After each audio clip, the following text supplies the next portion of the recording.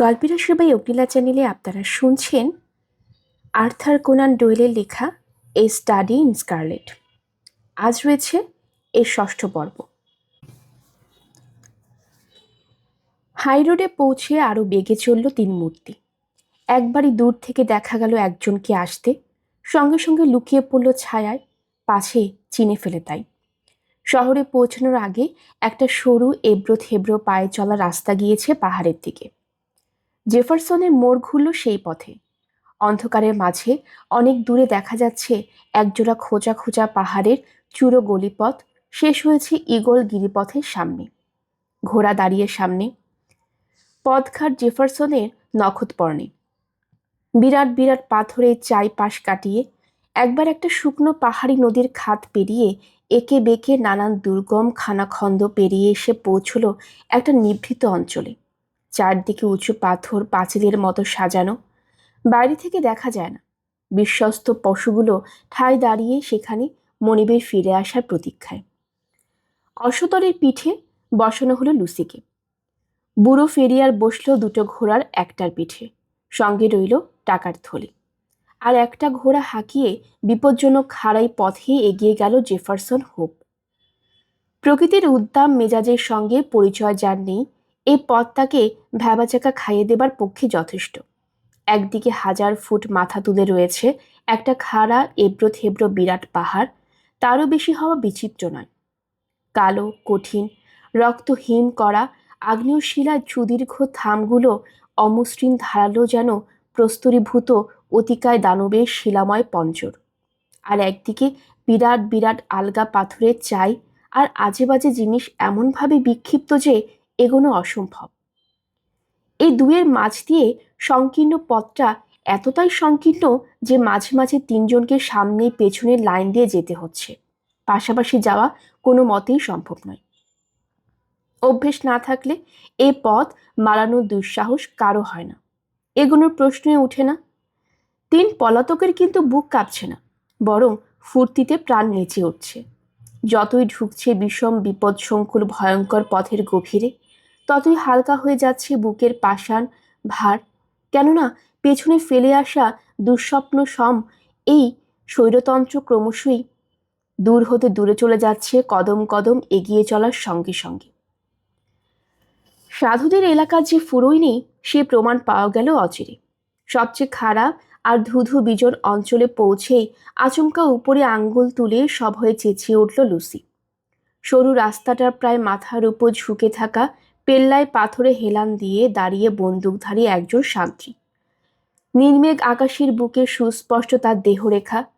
আগুয়ান তিন মূর্তিকে সেও দেখেছে। সামরিক কায়দায় হাঁক দিয়েছে, কে যায়? নিস্তব্ধ গিরিশঙ্কটে পুরুষ কণ্ঠে সেই রক্ত জল করা চিৎকার ধ্বনি আর প্রতিধ্বনির লহরী তুলে মিলিয়ে গেল দূরে। জিনে ঝোলানো রাইফেলে হাত রেখে জেফারসন হোপ বলল, নেভাদার অভিযাত্রী। অন্ধকারেও দেখা গেল বন্দুকের ট্রিগারে আঙ্গুল রেখেছে নিঃসঙ্গ প্রহরী। জবাবটা যে সন্তোষজনক হয়নি, ঝুঁকে পড়ার ধরনেই তা সুস্পষ্ট। কার হুকুমে? 4 বয়স্কর হুকুমে জবাব দিল ফেরিয়ার। মর্মনদের কাছ থেকে সে জানে শান্তির কাছে মন্ত্রের মতো কাজ করে 4 বয়স্কর নাম। 9 to 7, হেঁকে উঠল শান্তি। 7 to 5, ঝটিতি জবাব দিল জেফারসন হোপ। বাগানের অন্ধকারের সংকেত আর পাল্টা সংকেত এখনো লেগে রয়েছে তার কানে। যান, ঈশ্বর কৃপায় পথ নির্বিঘ্ন হোক। মাথার উপর থেকে ভেসে উঠল কণ্ঠস্বর। এখান থেকেই রাস্তা অনেক চওড়া গিয়েছে। কদম চালে আস্তে আস্তে দৌড়ে চলল 3 ঘোড়া আর অশ্বতর। পেছন ফিরতে দেখা গেল বন্দুকে ভর দিয়ে নির্নিমেষে তাকিয়ে প্রহরী। কিন্তু আর ভয় নেই। ঈশ্বরের মনোমতো সন্তানদের সর্বশেষ পাহারায় ঘাটি এখন পেছনের সামনে মুক্তির পথ। অ্যাভেঞ্জিং অ্যাজেনলেস। দীর্ঘ সংকীর্ণ গিরিশঙ্কটের সারি দিয়ে পথ চলতেই গেল সারা রাত। পথ কোথাও নেই, কোথাও আলগা পাথর সমাকীর্ণ থাকায় অত্যন্ত বিপজ্জনক। দিগ্ভ্রম ঘটল কয়েকবার। রাস্তা গেল গুলিয়ে। কিন্তু পাহাড়ি পথের অলিগলি মুখস্থ থাকায় পথ আবার বের করে নিল জেফারসন হোপ। ভোর হলো, চোখের সামনে ভেসে উঠল আশ্চর্য কিন্তু বন্য সৌন্দর্য দৃশ্য। যেদিকে দৃষ্টি যায় কেবল পাহাড় আর পাহাড়। বরফ ছাওয়া চূড়োর মালা বেঁধে রাখতে চাইছে যেন সব দিক দিয়ে গা দিয়ে। কাঁধে কাঁধে মিলিয়ে বিলীন হয়েছে দূর দিগন্তে। গা এত খাড়া যে অনেক উঁচুতে পাইন আর লার্জ গাছগুলো যেন ঝুলছে মাথার উপর। একটু হাওয়া দিলেই বুঝি খসে পড়বে ঘাড়ে। ভয়টা অমূলক নয়, দৃষ্টিভ্রম নয়, কেননা অনুর্বর উপত্যকার সর্বত্র ছড়ানো ঝরে খসে পড়া বিরাট বিরাট গাছ আর পাথরের চাই। পথ চলা দায়। কয়েক কদম যেতে না যেতেই সত্যিই একটা প্রকাণ্ড গোলাকার পাথর বিষম শব্দের ঢেউ তুলে হুড়মুড়িয়ে নেমে এলো পাহাড়ের গা বেয়ে। নিস্তব্ধ গিরিপথে সে আওয়াজ যেন বজ্রনাদ হয়ে ফেটে পড়ল সহস্র প্রতিধ্বনির আকারে। ক্লান্ত চরণ ঘোড়াগুলো লাফিয়ে উঠল গুরু গুরু গুম তমার শব্দে। সূর্য যখন উঁকি দিল পূবের আকাশে, অরুণ আভায় একে একে উৎসবে প্রজ্বলিত মোমবাতির লালচে আভায় ঝিলমিল করে উঠল সুউন্নত পর্বত শীর্ষগুলো। আশ্চর্য সুন্দর মহান এ দৃশ্য নিমিষে সব ক্লান্তি হরণ করে নিয়ে গেল তিন পলাতকের অন্তর থেকে। নব বলে বলিয়ান হয়ে এগিয়ে চলল আরও সামনে। একটু পরে পৌঁছল একটা খরস্রোতা নদীর পাড়ে। পাহাড়ের ফাঁক দিয়ে বইছে জলের ধারা। ঘোড়াগুলোকে জল খেতে দিয়ে নিজেরাও চটপট প্রাতরা সেরে নিল। লুসি আর ফেরিয়ারের ইচ্ছে ছিল আরও একটু জিরোনোর, কিন্তু ক্লান্তি নেই জেফারসনের। এখানে নয়, এখানে নয়, ওরা এসে পড়তে পারে। তাড়াতাড়ি যেতে না পারলে প্রাণে বাঁচব না, খেয়াল রাখবেন। কারসনে ঢুকে যত খুশি জিরোবেন, সারা জীবন জিরোবেন, কেউ আর ছুতে পারবে না। এই ছাড়া আর কথা নেই ওর মুখে। কাজেই সারাদিন দীর্ঘ সংকীর্ণ গিরিসংকট বেয়ে এগিয়ে চলল তিন মূর্তি। রাত হলো। হিসেব করে দেখা গেল শত্রুরা এখন কম করেও 30 মাইল পেছনে। খাড়াই পাথরের গা থেকে প্রকাণ্ড পাথর কার্নিশের মতো ঝুলছিল পাথরের উপর। ঠান্ডা কনকনে বাতাসের ঝাপটা সেখানে কম। নিরাপদ সেই জায়গাটিতে রাত কাটালো প্রাণের ভয় পলাতক তিন অভিযাত্রী। গা ঘেঁষে গুটিসুটি মেরে শুয়ে পরস্পরের গায়ের গরমের শীত নিবারণ করলো কোনো মতে। কয়েক ঘন্টা ঘুমিয়ে ভোরের আলো ফুটবার আগেই ফের শুরু হলো যাত্রা। পেছনে এখনো কাউকে দেখা যায়নি। একটু একটু করে আশা জাগতে লাগলো জেফারসনের অন্তরে। আর বোধহয় পেছনকার ওই ভয়ঙ্কর সংগঠন ওদের নাগাল ধরতে পারবে না। বেচারা শত্রুর স্বরূপ ও আজ করতে পারেনি। ঘুণাক্ষরেও কল্পনা করতে পারেনি ভয়াবহ ওই সংগঠনের লৌহ মুষ্টি কত দূর পর্যন্ত বিস্তৃত হতে পারে এবং কত সহজে ওদের কবজায় এনে পিষে শেষ করে দিতে পারে। পলায়নের দ্বিতীয় দিবস। সূর্য যখন মধ্য গগনে, দেখা গেল সামান্য ভাড়ায় প্রায় নিঃশেষিত। তাতে ঘাবড়ালো না শিকারী জেফারসন, কেননা পাহাড়ে শিকার করার মতো জন্তুর অভাব নেই। এর আগেও এইভাবে সেই খুন্নি বৃত্তি করেছে রাইফেলের দৌলতে। পাহাড়ের খাজে শুকনো ডালপালা জড়ো করে জ্বালালেও একটা ধ্বনি। গা গরম করা দরকার আগুনের তাতে। সমুদ্রপৃষ্ঠ থেকে প্রায় 5000 ফুট উঁচু এই অঞ্চল। কনকনে হাওয়ায় যেন ছুরির ধার। ঘোড়াদের দড়ি দিয়ে বাঁধল, লুসির কাছে বিদায় নিল। কাঁধে রাইফেল ঝুলিয়ে বেরিয়ে পড়ল শিকারের সন্ধানে। পাহাড়ের গা বেয়ে উঠতে উঠতে পেছনে ফিরে দেখল দাউ দাউ করে জ্বলছে আগুন। বাপ বেটিতে উবু হয়ে বসে আছে আগুনের পাশে। নিস্পন্দ দেহে দাঁড়িয়ে আছে ঘোড়া আর অশ্বতর। তারপর পাহাড়ের আড়ালে যেতে যেতে এ দৃশ্য হারিয়ে গেল চোখের সামনে থেকে। মাইল কয়েক দূরে পাহাড়ের গা বেয়ে এগিয়ে গেল হোপ। পেরিয়ে এলো গভীর সংকীর্ণ গিরিসংকটের পর গিরিসংকট। বধ করার মতো শিকার পেল না, অথচ গাছের ছালে আঁচড়ের চিহ্ন। আর রাস্তায় অন্যান্য বহু লক্ষণ দেখে বুঝল জায়গাটাকে ভালুকের রাজ্য বললেই চলে। ঘন্টা 2-3 বৃথা অন্বেষণের পর ভাবছে এবার ফেরা যাক। এমন সময় বুকটা নেচে উঠল উপরে দৃষ্টি যাওয়ায়। 300-400 ফুট ওপরে একটা উগত শিখরের কিনারায় ভেড়ার মতো দেখতে একটা জন্তু দাঁড়িয়ে। দুটো ধারালো অস্ত্রের মতো প্রকাণ্ড একজোড়া শিং উঁচিয়ে রয়েছে মাথার ওপর। ভেড়ার পাল চলেছে, হয়তো ওই শিঙের পেছন পেছন। শিকারীর চোখে এখনো তা অদৃশ্য। চলেছে অবশ্য উল্টো দিকে। হোপকে দেখতে পায়নি। পাহাড়ে গা মিলিয়ে শুয়ে পড়ল হোপ। অনেকক্ষণ ধরে লক্ষ্য স্থির করল, তারপর টিপল ট্রিগার। শূন্যে ছিটকে গেল চতুষ্পদ। ঢালু পাহাড়ে গা বেয়ে দুমদাম শব্দে গড়িয়ে গেল নিচের উপত্যকায়। এত বড় জানোয়ারকে তো আর ঘাড়ে করে নিয়ে যাওয়া যায় না। তাই নিতম্ব কোমর আর পাজরা থেকে বেশ খানিকটা মাংস কেটে নিল জেফারসন। দ্রুত পা চালালো আস্তানার দিকে। সন্ধের আর দেরি নেই। গোধূলি শুরু হয়ে গিয়েছে। কয়েক পা যেতে না যেতেই বুঝল অসুবিধেটা কোথায়। শিকারের নেশায় হন্যে হয়ে ঘুরতে ঘুরতে চেনা জানা গিরিশঙ্কর পেরিয়ে এমন জায়গায় এসে পড়েছে যে এখান থেকে রাস্তা চিনে নেওয়া মুখের কথা নয়। উপত্যকাটা থেকে অনেকগুলো গিরিশঙ্কর বেরিয়ে গিয়েছে চারদিকে। প্রত্যেকটাই দেখতে প্রায় একই রকম। আলাদা করে বিশেষ একটিকে মনে রাখা যায় না। কি আর করা যায়? একটা গিরিশঙ্কর ধরে ধরে মাইলখানেক যাওয়ার পর এমন একটা খরস্রোতা পাহাড়ি নদীর ধারে এসে পৌঁছল যা সে আগে দেখেনি। পথ গুলিয়েছে বুঝতে পেরে ফিরে এসে এগোলো। আরেকটা গিরিশঙ্কর ধরে পরিণাম সে একই। এদিকে দ্রুত রাত বাড়ছে।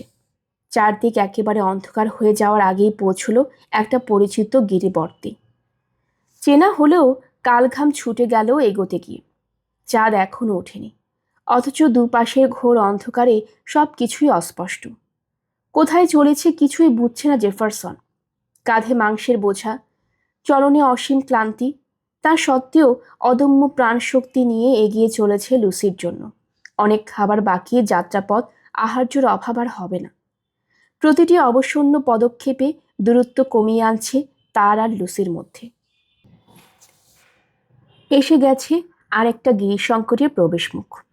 এই গিরিশঙ্কটেই বাপ বেটিকে ধুনি জ্বালিয়ে বসে রেখে গিয়েছিল সে। অন্ধকারেও খাড়াই পাহাড়ে শিখর দেশ চেনা গেল। 5 ঘন্টা হলো বেরিয়েছে জেফারসন। নিশ্চয়ই উদ্বেগে ছটফট করছে। আনন্দে চোটে দুহাত মুখের ওপর জড়ো করে খুশির ডাক ছাড়ল জেফারসন। পাহাড়ে পাহাড়ে ধাক্কা খেয়ে সেই ডাক ঘুরতে লাগলো গিরি বক্সে। সে যে ফিরে এসেছে এই তার সংকেত। একটু বিরতি দিল পাল্টা ডাক শোনার আশায়, কিন্তু কেউ সাড়া দিল না। নিজের ডাকি অসংখ্য প্রতিধ্বনি হয়ে বারবার আছড়ে পড়ল কর্ণকুহরে। নিস্তব্ধ বিজন গিরিশঙ্কটের বুক যেন বিদীর্ণ হয়ে গেল। একই চিৎকারের সহস্র প্রতিধ্বনিতে আবার চেঁচায় জেফারসন, এবার আরো জোরে। আবার নিজের ডাকি ছোট বড় সরু মোটা কর্কশ কোমল প্রতিধ্বনি হয়ে ফিরে আসে। ফেলে যাওয়ার সঙ্গীদের ফিসফিসানিও শোনা যায় না ধারে কাছে দূরে নিকটে। একটা নামহীন আতঙ্কে পঙ্গু করে তোলে জেফারসনের সমস্ত সত্তা। কাঁধের বোঝা ছুঁড়ে ফেলে দিয়ে ক্ষিপ্তের মতো ছুটে চলে সামনে। মোড় ঘুরে দেখা যায় জায়গাটা। 5 ঘন্টা আগে আগুন জ্বলছিল সেখানে দাউ দাউ করে। ছাই চাপা আগুন এখনো দেখা যাচ্ছে বটে, কিন্তু ওর যাওয়ার পর থেকে আগুনে আর নতুন কাঠ পড়েনি। শ্মশান নৈশব্দে নিশ্চুপ চারিদিক, হাওয়া পর্যন্ত রুদ্ধ কণ্ঠ। যা ভয় করেছিল জেফারসন শেষকালে তাই সত্যি হলো। ঊর্ধ্বশ্বাসে দৌড়তে দৌড়তে নেমে এসে দেখল পুরুষ নারী পশু সব উধাও। অগ্নিকুণ্ডের পাশে জীবিত কোনো প্রাণী নেই। সাংঘাতিক কিছু একটা ঘটছে জেফারসন না থাকায় সময়ে ভয়ঙ্কর সেই বিপর্যয় একাধারে গ্রাস করেছে ওদের সবাইকে, রেখে যায়নি কোনো চিহ্ন। আঘাতটা আকস্মিক। স্থানের মতো দাঁড়িয়ে রইল জেফারসন হোপ, কিং কর্তব্য বিমূঢ়, হতচকিত। রাইফেলে ভর দিয়ে না থাকলে মাথা ঘুরে পড়েও যেত। তবে নিষ্ক্রিয় বসে থাকার পাত্র সে নয়, যার প্রতিটি অণু পরমাণুতে বিচ্ছুরিত কর্মচাঞ্চল্য। এভাবে হাবাগোবার মতো দাঁড়িয়ে থাকা তাকে সাজে না। অচিরে সাময়িক অসহায়তা কাটিয়ে উঠল জেফারসন। আধ পোড়া একটা কাঠ তুলে নিয়ে নিক্ষেপ করল ধুমায়িত অগ্নিকুণ্ডে। জু দিয়ে বাড়িয়ে দিল আগুন। লকলকে শিখার আলোয় শুরু করলো ছোট্ট শিবির পর্যবেক্ষণ।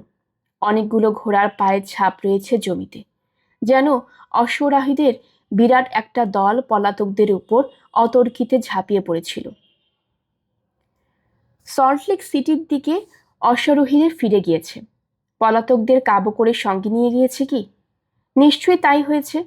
মনে মনে প্রায় বিশ্বাসে এনে ফেলেছে জেফারসন হোপ। এমন সময় শরীরের প্রতিটি স্নায়ু চঞ্চন করে উঠল একটা জিনিস দেখে। একটু দূরেই ছোট্ট একটা ডিবি দেখা যাচ্ছে, লালচে রঙের মাটির ডিবি। এ ডিবি কিন্তু আগে ছিল না, সদ্য খোঁড়া কবর দেখেই বোঝা যায়। কাছে যেতে দেখা গেল একটা লাঠি পোতা রয়েছে। লাঠির ডগাটা ছুরি দিয়ে চিরে ফাঁক করে এক টুকরো কাগজ ঢুকিয়ে রাখা হয়েছে সেখানে। কাগজের বয়ান অতি সংক্ষিপ্ত কিন্তু সুস্পষ্ট। জন ফেরিয়ার, সল্টলেক সিটির পূর্বতন বাসিন্দা, মৃত্যু 4 অগাস্ট 1860। এই তো কিছুক্ষণ আগে দুর্মদ বুড়োকে আগুনের ধারে বসিয়ে মাংসের খোঁজে বেরিয়েছিল জেফারসন। বৃদ্ধ আর নেই, আছে কেবল কবরের ওপর ঝোলানো এই কাগজটুকু। পাগলের মতো আশপাশ খুঁজল হোপ আর একটা কবর দেখবার আশায়, কিন্তু পেল না। লুসিকে তাহলে শয়তানরা ঘোড়ায় চাপিয়ে নিয়ে গেছে। এতটা পথ পেছন পেছনে এসেছিল ওকে বিয়ে যুবকাষ্ঠে বলি দেওয়ার জন্য। নিয়েও গেছে ভয়ঙ্করের দল সেই উদ্দেশ্যে, বয়স্ক পুত্রদের হারেমে ঢোকানোর জন্য। নিয়তিকে ঠেকানোর ক্ষমতা নেই জেফারসনের। অসহায় সে, বড় অসহায়। আর কেন বৃদ্ধ ফেরিয়ারের পাশে তারও যদি একটা খবর খোলা থাকতো, শান্তি মিলত এই দুঃখেও। মানুষ হতাশ হলেই রাজ্যের কুড়েমিতে তাকে পেয়ে বসে, কিন্তু জেফারসনের রক্তে নাচছে অদম্য কর্মস্পৃহা, হাত পা গুটিয়ে থাকা তার ধাতে নেই। তাই গা ঝাড়া দিয়ে আলসিমি আর নৈরাশ্যকে বিদেয় করল ত্রিসীমানা থেকে। কিছু আর না করার থাকলেও একটা পথ এখনো খোলা আছে, প্রতিহিংসা। রেড ইন্ডিয়ানদের মধ্যে জীবন কেটেছে তার। রেড ইন্ডিয়ানদের মতোই দুর্জয় মনোবলের সঙ্গে ওতপ্রোতভাবে মিশে গিয়েছে অনমনীয় প্রতিশোধ স্পৃহা।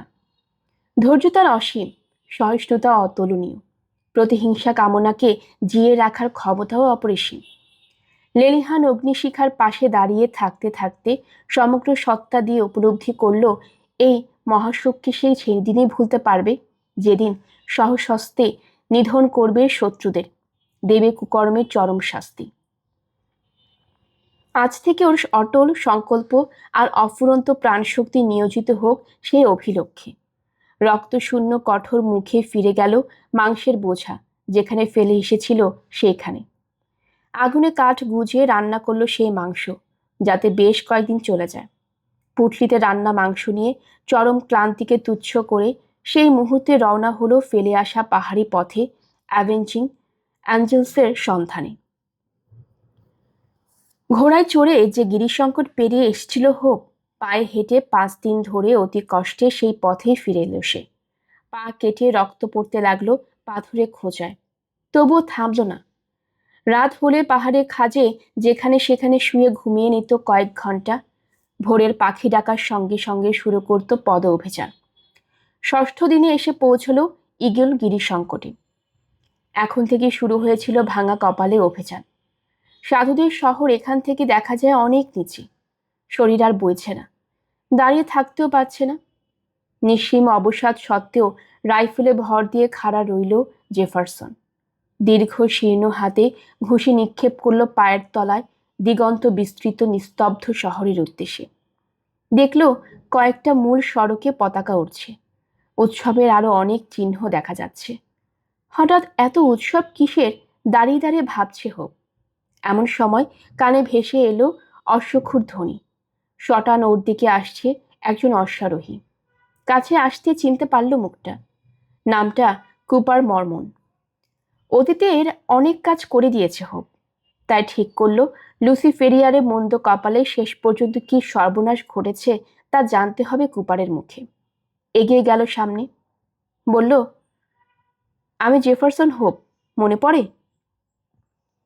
অকপট বিস্ময়ে চেয়ে রইল কুপার। অতীতের যৌবন রসে টলবল দুরন্ত সেই যুবক। শিকারীর এই হাল হয়েছে। মুখ সাদা, ভীষণ, চোখ দুটি উদ্ভ্রান্ত, জামা কাপড় তো নয়, যেন ছেঁড়া নেকড়া, চুল উস্কো খুস্কো, আপাত মস্তক কালিমাময়, সব মিলিয়ে ভয়ঙ্কর দর্শন। চিনতে কষ্ট হলেও সে জেফারসন হোপই বটে। চেনবার পর কিন্তু বিস্ময় তিরোহিত হলো কুপারের মুখচ্ছবি থেকে। বিষম আতঙ্ক প্রকটিত হলো চোখে মুখে। বলল চাপা স্বরে, তোমার মাথা কি খারাপ হয়েছে? এখানে এসেছো কেন? পরোয়ানা বেরিয়ে গেছে তোমার নামে। কেরিয়ারদের ভাগিয়ে নিয়ে গিয়েছিলে কেন? রেহাই নেই তোমার। 4 বয়স্ক খুঁজছে তোমাকে। তোমার সঙ্গে এখন আমার কথা বলাও বিপদ। আমার প্রাণ নিয়ে টানাটানি পড়বে। কারো তোয়াক্কা করি না আমি। পরোয়ানা ভয়ে আমাকে দেখিও না। কুপার, বন্ধুত্ব আমাদের অনেক দিনের। ঈশ্বরের নামে বলছি, যা জানো সব বলো। নিশ্চয়ই তুমি অনেক খবর রাখো। আমার কথা রাখো। আমার কয়েকটা প্রশ্নের জবাব দিয়ে যাও। না বলো না। বিড়ম্বিত স্বরে মর্মন বলল, বলো কি বলবে, তাড়াতাড়ি করো। এখানে পাথরে কান আছে, গাছের চোখ আছে। লুসি ফেরিয়ার কোথায়? ড্রেবার ছোকরার হারেমে বিয়ে হয়ে গেল কালকে। আরে আরে, পড়ে যাবে যে। শরীরে আর কিছুই রাখুনি দেখছি। ক্ষীণ স্বরে হোপ বলল, ঠিক আছে। আমি বলতে বলতে বসে পড়ল পাথরের উপর। বিয়ে হয়ে গেছে? গতকাল হয়ে গেল। এন্ডোমেন্ট হাউসে ফ্ল্যাগ উঠছে ওই কারণেই। কার বউ হবে লুসিফেরিয়ার এ নিয়ে টক্কর লেগেছিল ড্রেবার আর স্ট্যানজারসনের 2 ছেলের মধ্যে। তোমাদের পেছনে যারা ছুটছিল ওরা দুজনেই ছিল সেই দলে। লুসির বাবাকে গুলি করে মারে স্ট্যানজারসন, তাই তার দাবি বেশি। কিন্তু মিটিংয়ে শেষ পর্যন্ত ড্রেবারের দল ভারী দেখা গেল।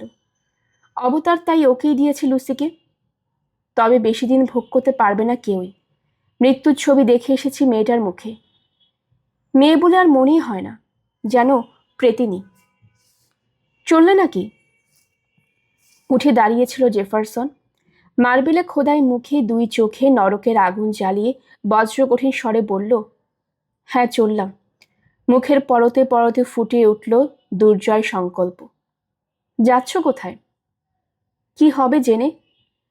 কাঁধে রাইফেল ঝুলিয়ে নিয়ে বন্য জন্তু অধ্যুষিত ভয়ঙ্কর পাহাড়ের মধ্যে ফিরে গেল জেফারসন হোপ। সেই মুহূর্তে ওর চাইতে হিংস্র বিপজ্জনক কোনো প্রাণী অবশ্য ও তল্লাটে আর ছিল কিনা সন্দেহ। কুপারে ভবিষ্যৎবাণী অক্ষরে অক্ষরে ফলে গেল। বাপের ভয়ঙ্কর মৃত্যুর জন্যই হোক, কি নিজে ঘৃণিত বিয়ের জন্যই হোক, বিছানা ছেড়ে আর মাথা তুলতে পারল না লুসি। মারা গেল 1 মাসের মধ্যেই। পানুনমতো স্বামীরত্বের বিন্দুমাত্র বিকার দেখা গেল না সেজন্য। বিয়েটা করেছিল স্রেফ জন ফেরিয়ারের সম্পত্তির লোভে। সেটা তো হাতে এসে গেল, কিন্তু অন্য বউরা মরা নিয়ে বসে রইল সারা রাত কবর দেওয়ার আগের রাত। এইভাবে কাটাতে হয় মর্মন প্রথা অনুযায়ী। কফিন ঘিরে বসে থাকার সময় শেষ রাতে একটা আশ্চর্য কাণ্ড ঘটল। আচমকা দড়াম করে খুলে গেল ঘরের দরজা। ছেঁড়া ন্যাকড়ার মতো পোশাক পরা, রোদে পোড়া বর্বর চেহারায় একটা পুরুষ মূর্তি ধেয়ে এলো ঘরের মধ্যে। বিষম ভয়ে কাঠ হয়ে গেল মেয়েরা। প্রেতচ্ছায়ার মতো সেই বিকট পুরুষ আতঙ্ক স্তম্ভিত মেয়েদের দিকে তাকিয়ে হনহন করে হেঁটে গেল কফিনে শোয়ানো লুসি ফেরিয়ারের পাশে। সে তো শুভ্র নিথর স্তব্ধ, যে দেহে একদা লুসি নামে একটি মেয়ে বাস করত। সেই দেহের তুহিন শীতল ললাটে ঠোঁট চুয়ে এক ঝটকায় আঙ্গুল থেকে টেনে নিল বিয়ের আংটিটা।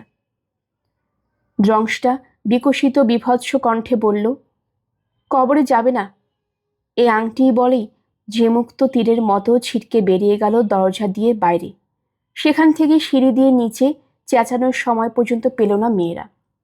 আঙ্গুল থেকে আংটিটা অদৃশ্য হয়েছে বলেই নিজের চোখকে বিশ্বাস করতে পারল মেয়েরা, বিশ্বাসও করাতে পারল সবাইকে। এত কম সময়ে এমন অদ্ভুত ব্যাপার যে ঘটতে পারে স্বচক্ষে দেখেও বিশ্বাস করা কঠিন হতো, আংটি উধাও না হলে। বুকের মধ্যে প্রতিহিংসার লেলিহান অলন দিয়ে কয়েক মাস পাহাড়ে পাহাড়ে বন্য জীবনযাপন করল জেফারসন। অনেক রকম কাহিনী ছড়িয়ে পড়ল শহরে। নগরের উপকণ্ঠে আর নিরালা গিরির সংকটে নাকি একটা বিচিত্র ভৌতিক মূর্তিকে আজকাল প্রায় দেখা যাচ্ছে।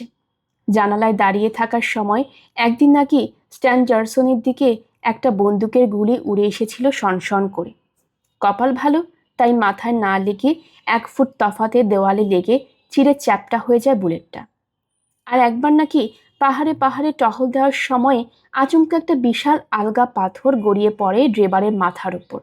পাশের দিকে শেষ মুহূর্তে মুখ থুবড়ে পড়ায় এক চুলের জন্য পাশ দিয়ে বেরিয়ে যায় সাংঘাতিক মৃত্যু। তরুণ মর্মন দুজন নির্বোধ নয়। অচিরেই তারা আঁচ করে নিল ব্যাপারটা। প্রাণ হরণের জন্য উঠে পড়ে লেগেছে কেউ। সদল বলে অভিযান চালানো হলো পাহাড়ের মধ্যে, কিন্তু বৃথাই। টিকি দেখা গেল না জেফারসন হোপের। বারবার অভিযান চালিয়েও অদৃশ্য আত্মাইকে দেখা গেল না হত্যা করা তো দূরের কথা। তখন থেকে ঠিক হলো বাড়ির বাইরে কখনো বেরোবে না, একলা কখনো রাস্তায় যাবে না। বাড়িতেও সবসময় শান্তি পাহারাদার মোতায়েন থাকবে। কিছুদিন পরে একটু নিশ্চিন্ত হওয়া গেল। নতুন কোনো ঘটনা আর ঘটেনি। বিচিত্র শত্রুর ছায়াও নাকি আর কারো চোখে পড়েনি। সময়ে মহাশোক বিস্তৃত হয় মানুষ, সুতরাং প্রতিহিংসার আগুনও নিশ্চয় নিভে গিয়েছে জেফারসনের মধ্যে। এই ধারণা নিয়ে হাফ ছেড়ে বাঁচল দুই পাষণ্ড মর্মন। কিন্তু হয়েছে ঠিক তার উল্টো। নেভার বদলে প্রতিহিংসার আগুন আরো বেড়েছে। অত্যন্ত কঠিন ধাতুতে তৈরি তরুণ শিকারীর ভেতরটা এমন ধরা দিতে জানে না, বশ মানতে পারে না, কিছুই মন থেকে ঝেড়ে ফেলতে পারে না। প্রতিহিংসা নিতে বদ্ধপরিকর হয়েছে বলেই দিনে দিনে মনের দিক দিগন্ত ছেয়ে ফেলেছে ওই একটি মাত্র স্পৃহা, প্রতিহিংসা চাই, প্রতিহিংসা। মনের মধ্যে আর কিছুরই ঠাঁই নেই প্রতিহিংসা স্পৃহা ছাড়া। প্রতিহিংসা পাগল হলেও কিন্তু সে অবোধ উজবুক নয়, অত্যন্ত প্র্যাকটিক্যাল ব্যবহারিক বুদ্ধি অতিশয় টনটনে। দুদিনে উপলব্ধি করল শরীরের ওপর অহর্নিশ এ অত্যাচার করাটা ঠিক হচ্ছে না। লৌহ কাঠামো একদিন ভেঙে পড়বে। পুষ্টিকর খাবারের অভাবে আজ 24 ঘন্টা রোদে জ্বলে পড়ে থাকার ফলে শরীর কাহিল হচ্ছে একটু একটু পড়ে। পাগলা কুত্তার মতো পাহাড়ের খাজে মরে পড়ে থাকলে প্রতিহিংসাটা নেবে কে? শত্রুপক্ষ তো তাই চায়। এইভাবে হন্য হয়ে ঘুরতে ঘুরতে অক্কাপাক জেফারসন হোক। তাই অনিচ্ছা সত্ত্বেও স্রেফ শরীরটাকে সুস্থ সবল করার জন্য আর অনেক টাকা জমিয়ে নতুন করে প্রতিহিংসা অভিযানে নামার জন্য নেভাদা খনি অঞ্চলে ফেরে সে অনির্বাণ আগুন নিয়ে। ভেবেছিল বছরখানেক থাকবে নেভাদায়, কিন্তু অপ্রত্যাশিত অনেক পরিস্থিতির ফলে থাকতে হলো 5 বছর।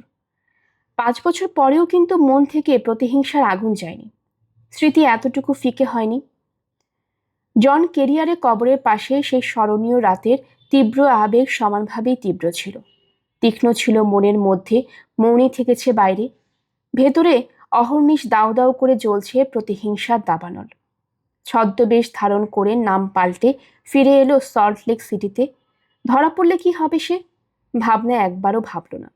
চরম শাস্তি দিতে পারলেই হলো। এসে দেখল হাওয়া ঘুরে গেছে, আবার ওর কপাল পড়েছে। মাস কয়েক আগে ধর্ম নিয়ে মতভেদ দেখা যায় গির্জের মধ্যে। মাথা চাড়া দেয় কিছু নবীন সদস্য, বিদ্রোহ করে বয়স্কদের খবরদারির বিরুদ্ধে। ফলে যা হবার তাই হয়েছে। অসন্তুষ্ট কিছু ব্যক্তির অপসারণ ঘটেছে, উটা থেকে এখন তারা বিধর্মী। এদের মধ্যে আছে স্ট্যানজারসন আর ড্রেবার। কোথায় গিয়েছে তারা কেউ জানে না। গুজব, ড্রেবার বিষয় সম্পত্তি বেচে বেশ কিছু নগদ টাকা নিয়ে যেতে পেরেছে। সেই তুলনায় স্ট্যানজারসন বেচারিকে প্রায় ফকির হয়ে রাস্তায় নামতে হয়েছে।